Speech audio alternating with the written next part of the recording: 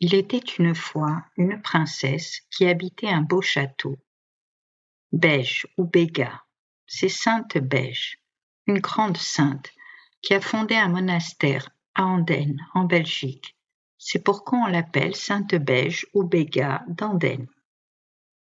Mais être princesse et être sainte au 7e siècle, le siècle des saints en Gaule du Nord, ce ne fut pas facile. Nous allons voir pourquoi. Au début, elle vécut une enfance heureuse, avec des parents pleins de bonté, de vrais saints. Ils appartenaient à la haute aristocratie franque. Ils vivaient à Landen, dans un grand domaine, au bord de la Meuse. Beige était la fille de Pépin de Landen, chef du royaume d'Austrasie. L'Austrasie était un des 3 royaumes de l'époque, plus grand que toute la Belgique d'aujourd'hui. Il eut différentes limites, mais la Meurthe et la Moselle furent toujours son centre de gravité. Un jour, en 613, le roi Clotaire II réunit l'ensemble des royaumes des Francs, et c'est à son père Pépin qu'il confia l'administration de tout son royaume.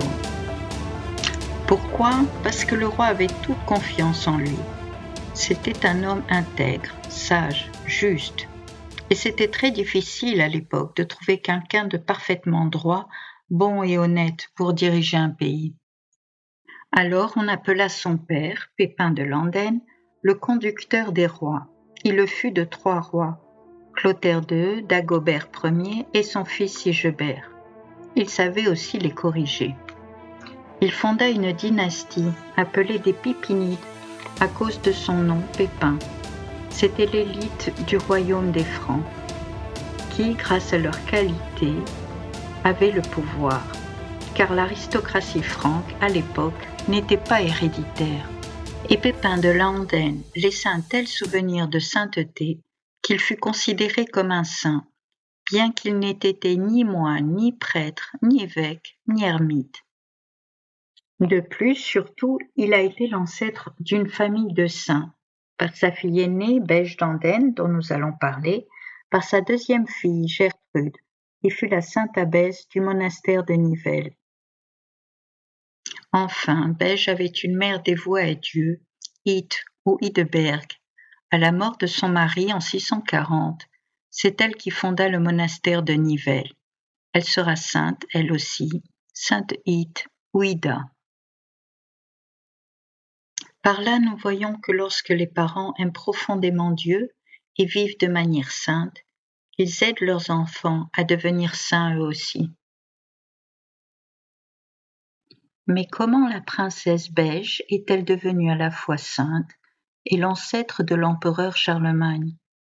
C'était une jeune fille douce et belle qui aimait la beauté de la nature, les choses simples, elle priait Dieu et la mère de Dieu.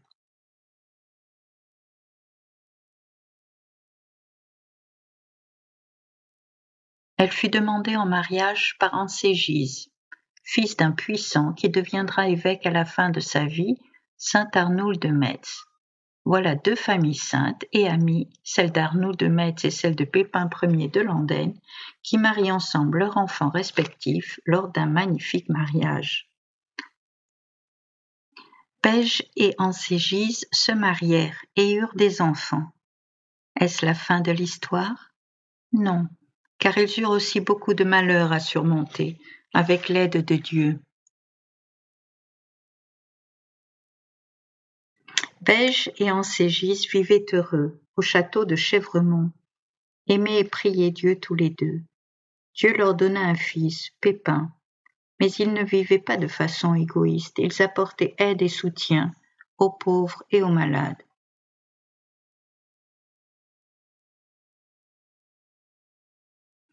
Un jour, lors d'une partie de chasse, Ancégis découvrit dans la forêt un bébé abandonné. Que fit-il ? Il prit l'enfant chez lui, et avec Beige, ils l'élevèrent comme leur fils. Ils lui donnèrent le nom de Gondouin ou Gondoin. Mais un grand malheur arriva. Un jour, lors d'une chasse, Ancégis fut attaqué et poignardé par son fils adoptif Gondouin, et il mourut. Un serviteur courut avertir Beige de l'horrible nouvelle, Elle dut s'enfuir du château pour se mettre à l'abri de ce fils au geste diabolique. Pourquoi Gondouin tua-t-il son père adoptif? Était-il enflammé de haine jalouse? Était-il payé par une famille d'OTAN en guerre contre son père? Ou les deux? Il n'eut pas le temps de l'expliquer. Un deuxième grand drame arriva. Le fils de Beige, Pépin, le futur Pépin de Herstal, vengea son père et tua Gondouin. Il prit aussitôt la succession de son père comme maire de palais et chef du royaume d'Austrasie. Après la mort de son mari et ses 2 meurtres, dans son chagrin, que fit Beige? Elle demanda secours à Dieu. Elle partit en pèlerinage à Rome, se recueillit sur la tombe des grands saints Pierre et Paul, demanda conseil à l'évêque de Rome. À son retour, elle avait décidé de consacrer sa vie à Dieu et de fonder un monastère. Pour cela, elle partit au monastère de Nivelles, 33 ans après la mort de sa sœur Gertrude, leur sainte abbesse. Beige voulait bâtir un monastère avec 7 chapelles, comme les 7 églises principales de Rome, ceci avec quelques religieuses de Nivelles. Mais à quel endroit? Beige fit confiance à la Providence, et la Providence indiqua Andenne, car un jour, entre 2 sources d'eau magnifiques, un serviteur entendit une voix dire « C'est ici que s'accomplira le vœu de Beige en l'honneur de la glorieuse Mère de Dieu », et il vit une truie avec 7 petits. Il pensa aux 7 chapelles et avertit Beige. Puis son fils Pépin de Herstal entendit la même voix au même lieu et vit une poule avec 7 poussins.